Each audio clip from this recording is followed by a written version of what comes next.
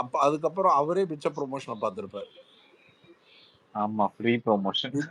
Big Boss show இருக்குல்ல, ஆ. இத இத இத வந்து இப்ப இப்போ ஒண்ணு சொல்றாருல, அவர் மிக சிறப்பாக செய்கிறாருன்னு. ஒரே ஒரு தடவை எஸ்.வி. சேகர் பதில் சொல்லும்போது, "சார் உட்காருங்க" அப்படின்னு சொல்லி மட்டும் பார்க்கட்டுமே. எஸ்.வி. சேகர் வெறும் பால் பாக்கெட் போட்டதே 10 இடத்துல பம்ப் அடிச்சு விட்டாரு. இதெல்லாம் வேற லெவல்ல செஞ்சிருவாரு.